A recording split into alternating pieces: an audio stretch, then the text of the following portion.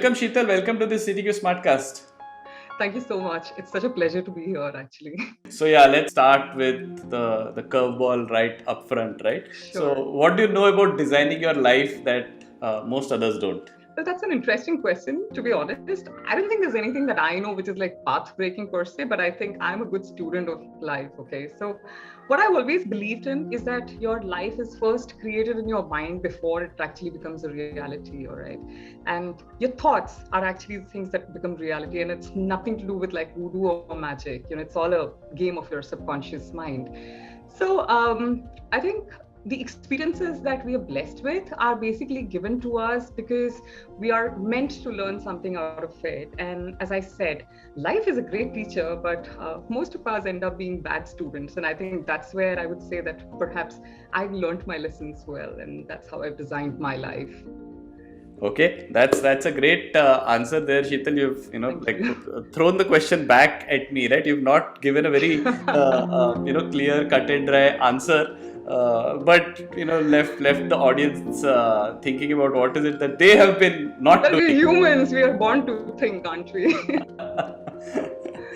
Right. Yeah. Yeah. So Shida, just trying to unpack what you talked about, right? When we talk about the fact that you have designed your life, just looking at your profile. So you've been a strategic manager for a number of years, working in various domains. Then started InnoQuest Consulting. And the Inspired Living community. You're also a content publisher, a writer, and a musician. So tell us about your journey. How do you manage to find time for multiple projects and do justice to each one of them? Uh, well, you've suddenly made me feel like a juggler, to say the least. Okay. So, to start with, I have always believed in the fact that, life is not just meant to be lived, but it's meant to be experienced in its entirety. You're supposed to be living deeply, passionately, and with a lot of impact. Okay. And think about it, we're the only species who've been blessed with the ability to think and to choose and to be what we are. Okay. And others don't have that privilege, right? A dog cannot say tomorrow that, I want to become a tiger, or a doctor for that matter. But you know what? Interestingly, it took me 34 years and a whole lot of life experiences to actually come to understand that. So I come from a very nomadic background. Like my childhood, my dad was in the army, so that gave me a lot of exposure through my growing up years. And music and art had always been a part of my existence. I was born with music and art ingrained in me. But yeah, life happened thereafter. Career, marriage, and then suddenly a host of things. I lost a baby. I got diagnosed with an autoimmune condition called lupus. And then one day I'm rushed to the hospital with a platelet count of 1,000. And the doctor tells me on my face that I have just 5 years to live. Okay. And all of a sudden, in that moment, career, promotions, changing cities, changing jobs, having a better car, taking a vacation, and all of these things really held no meaning. Okay. And I think at that juncture of my life, I really asked myself, is this who I really am? Is this truly my identity? Am I an outcome of the things that I own or the money that I have in my bank? Okay. And you get back to those quintessential basic questions. And that's where I think along the way, life really started presenting me opportunities to impact. I started working with a few NGOs. I started doing a lot of community work, pro bono counseling. I had my own journey and I started sharing my experiences with people. And I realized that when you start talking, people sort of connect with you all the more. It helps them in their journeys as well. And you open up emotionally. And I think that realization eventually led me to starting off the Inspired Living community. Okay. But yes, saying that, it took me another couple of years after I started having this realization for me to actually decide on quitting my job and starting off my own HR consulting firm, which is InnoQuest Consulting, which I run with a very close friend of mine who's now my business partner. So we realized that there was a major quality gap when it came to identifying talent. And having worked on both sides of the table, decided to leverage our expertise, and we just about completed like 7 years of being around. So I think yes, what we really take a lot of pride on is that we have about 95% customer retention rate, and it's not about, so going back to what I was talking about is everybody has just 24 hours. Okay, everyone has just 24 hours, and I think it's a game of choices. At every stage of your life, you have to choose as to what do you want to fill up your life with. To be honest, I'm a very boring person. I don't watch television, I don't watch web series, I don't enjoy shopping, so thankfully I don't spend a lot of time. So I think I've made a very conscious choice in terms of what is it that I want to invest my time in. And sometimes I do feel like I'm doing like multiple jobs because I run my consulting firm, and evening times are the times that I actually spend on running my community. But yes, it does feel very exciting all the time. Yeah, that's all that I can say. Yeah, that's fantastic, Sheetal. I think the one thing that kept coming, appearing repeatedly in what you spoke was that it is a very deliberate choice, right? When you make these choices in a deliberate manner, it's always a trade-off. You choose to take something, and there is something that you're letting go of. As long as it's you're being deliberate about it, I think that is where happiness and being satisfied with what you are Yes. still. Yeah. You need to be clear about your priorities. That's all that I would say. Because at the end of it, we all have the same time, and the moment that has gone past is not going to come back ever. So, whatever you choose to do in that moment actually defines what your next moment is going to look like.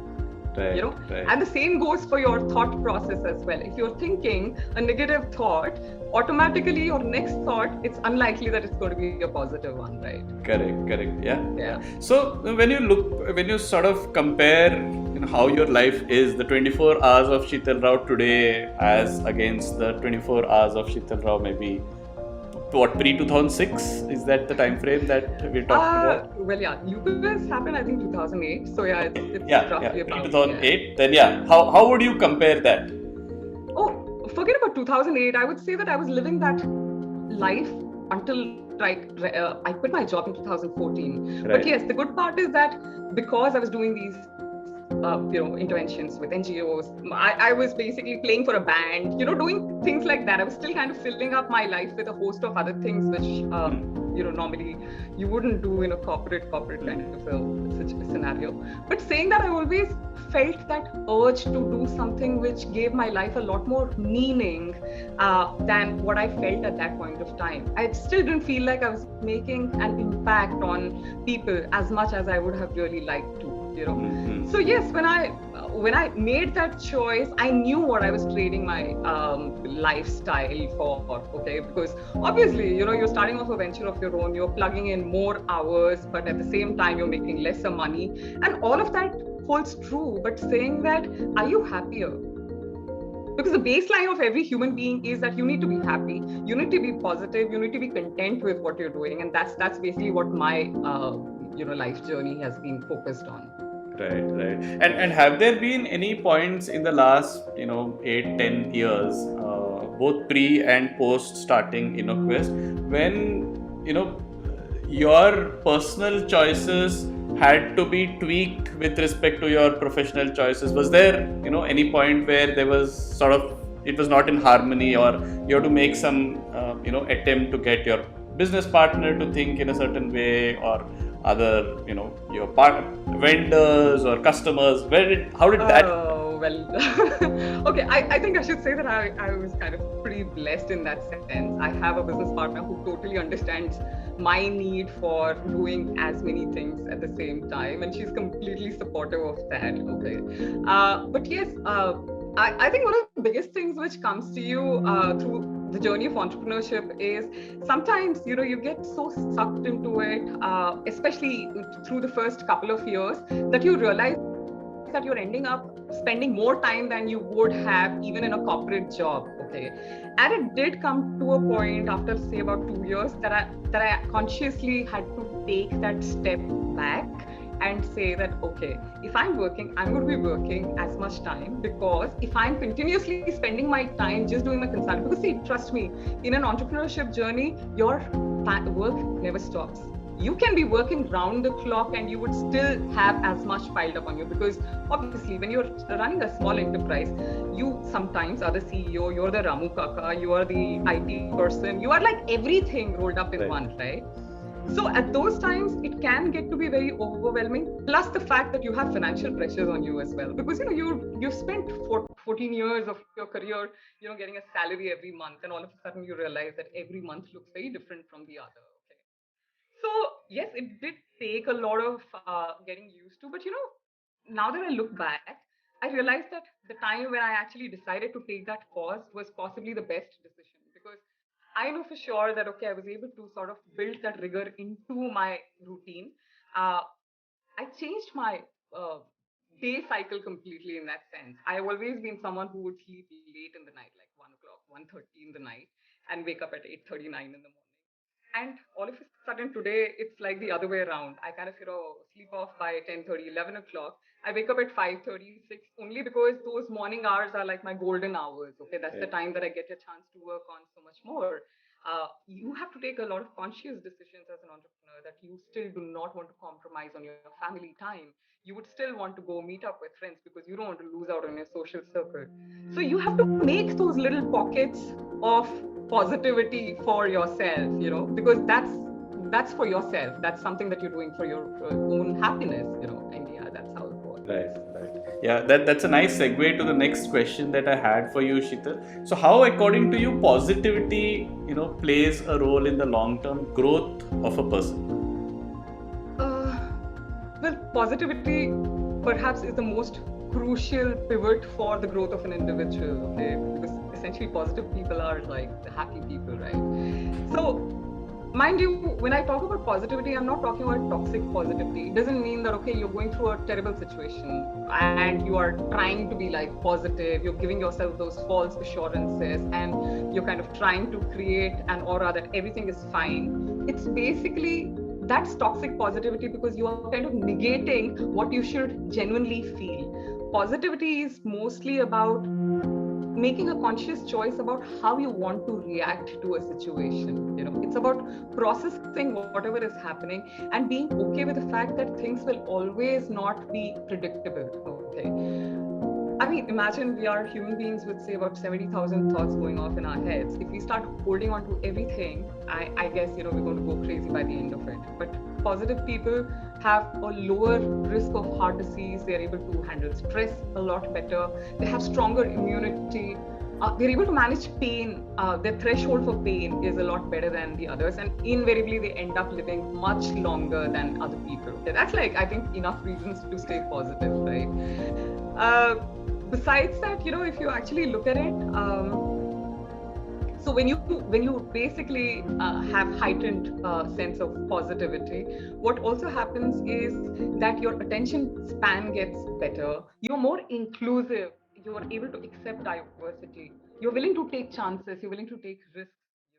Uh, and as business owners, a lot of us end up missing opportunities because we are so focused on the negatives. But the minute you stop doing that, you will notice a lot more opportunities coming your way, and your brain will start thinking all the more, and you will be able to open up to newer possibilities as well. I mean, we scientifically call it like cognitive reframing, but yes, you have to kind of think the other way around. You have to look at what is the positive that can come out of that negative situation as well. Right. So, to take this to the next level, are there any concrete ways in which you can sort of, teach yourself to become more positive? Things like maybe gratitude journal or anything like that, which can get you to Yes, do this in a loads, concrete way. loads. Yeah, there are a whole lot of things, and we often, I think, I cannot negate the importance of self-love at this stage. Okay, so the two important things that I would want to highlight in the positivity journey is basically self-love and gratitude. Okay, a lot of people think that self-love is selfish, but you know what? Till the point that you are not happy with yourself, you will never be able to spread that happiness or joy to anybody else around you? How can you yourself, you would fill your vessel first before you. And it's the same like what happens in an aircraft, right? They usually say that if your aircraft is crashing, first put the oxygen on yourself before you start pushing life or pumping life into somebody else. It's the same with life. You got to first take care of yourself. You got to make sure that you are on a journey which gives you the contentment before you start thinking about everybody else. And trust me, the minute you start doing that, the second part of it automatically takes shape.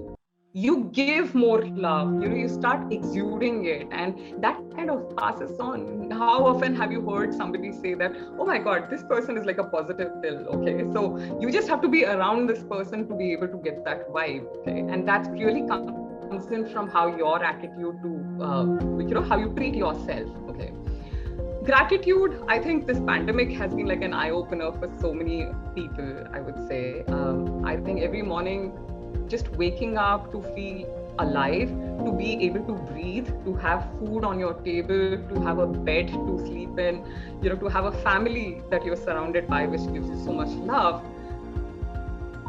I mean, trust me, even if you buy a Mercedes tomorrow, I think the joy will stay just for like a couple of weeks perhaps, but you would never get bored of, the family that's giving you so much love, right? Or the friends, the things that are, that actually are the most precious for your life are all free of cost, and we don't pay so much attention to it. But I think now we do, after the pandemic. Yeah. Besides that, of course, as you rightly said, a gratitude journal definitely helps. Every morning, like I have one that I maintain, where I know that, okay, every day, in fact, I kind of write at least 3 things that I'm grateful for from the previous day every morning. Okay. Likewise, you also can practice affirmations, because affirmations,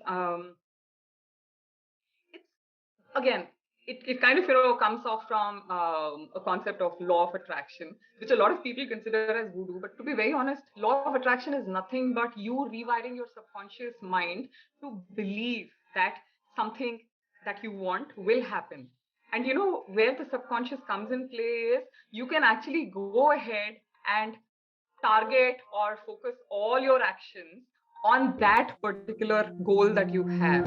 So while you are writing your affirmations, all that you're doing is telling your subconscious mind, this is what I need to focus on. So even if I'm someone who used to enjoy watching movies a decade back, I wouldn't consider it to be like a waste of time. Today, when I look at my, list of things that are my goals, or which are my affirmations, or the life that I'm creating, automatically that seems frivolous. So I don't even get attracted to something which does not add value to my life anymore. So, any role of habits and hobbies, would you consider the part of your life devoted to music as something which has also contributed to this, and any other hobbies that also contribute to this whole being more positive? So yes, for me, my music has always been like a fallback all along through my journey of life. And when you invest your time doing things which genuinely add joy to your life, and think about it, when I'm doing music, I don't need company.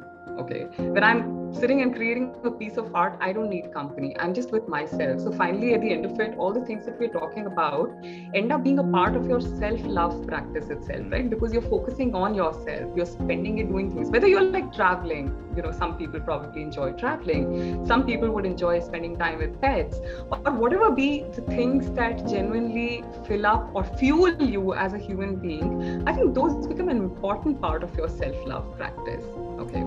And great that you pointed out the part about habits, because I think one of my favorite books, which kind of changed my whole perspective, was basically Atomic Habits by James Clear. I'm sure you would have read it. And I think there are certain things in that book which really stuck to me like glue. Like there was this one part which said that, if you just get better by 1% every day, you'd be almost like about 36-37% better than what you were by the end of the year.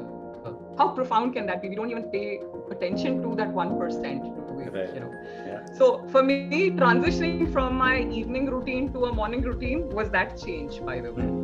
So of course, saying that, yeah, habits definitely play a very, very crucial role in the whole process. Yeah, that's the power of compounding that we're talking about.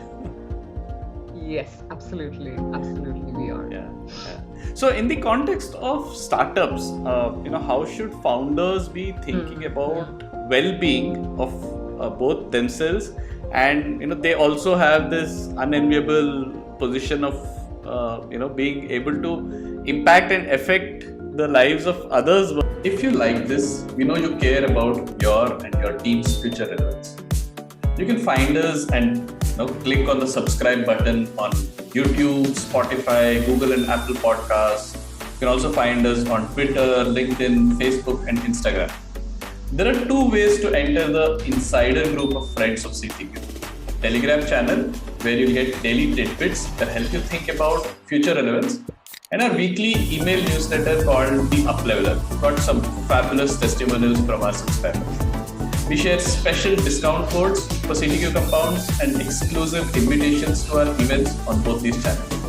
Just go to choosetothink.com, that is think with a Q, and you'll find all the links to subscribe.